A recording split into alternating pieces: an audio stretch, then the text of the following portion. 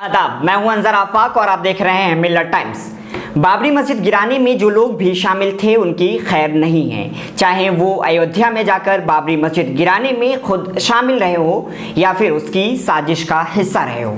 उनमें से ज़्यादातर लाइलाज बीमारी में मुब्तला हो चुके हैं या फिर ऐसी बीमारी लायक हो चुकी है जिससे वो चल फिर नहीं सकते। ऐसी दर्जनों स्टोरीज मीडिया के जरिए आप तक पहुंच चुकी है। इसके अलावा एक और बड़ा नाम इस साजिश का हिस्सा थे, वह है भाजपा के कद्दावर नेता लाल कृष्ण आडवाणी। उनकी आज क्या हालत है वो किसी से छुपी हुई नहीं है। आडवाणी के अलावा कुछ दिनों पहले तक राजस्थान के गवर्नर रहे कल्याण सिंह बाबरी मस्जिद शहीद करने के मामले में कोर्ट का चक्कर लगाने लगे हैं।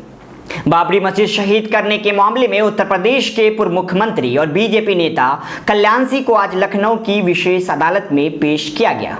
कल्याण सिंह के खिलाफ इस मामले में कई धाराओं में आरोप तय किए गए हैं।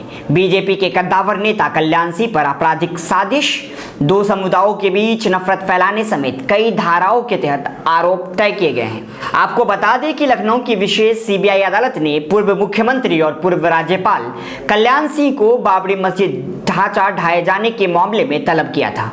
हालांकि कल्याण सिंह पर धारा 149 के तहत मुकदमा इसलिए नहीं चलेगा क्योंकि वो घटना के वक्त वहां मौजूद नहीं थी। कोर्ट ने आज ही कल्याण सिंह को 2 लाख के निजी मुचलके पर जमानत दे दी है।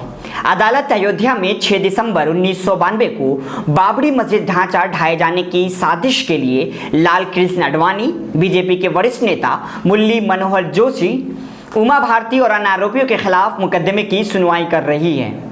मिलत टाइम्स की वीडियोस देखने के लिए यहाँ क्लिक करके सब्सक्राइब करें और हाँ, बेल आइकन जरूर दबाएं। अगर फेसबुक पर देख रहे हैं तो पेज लाइक करें।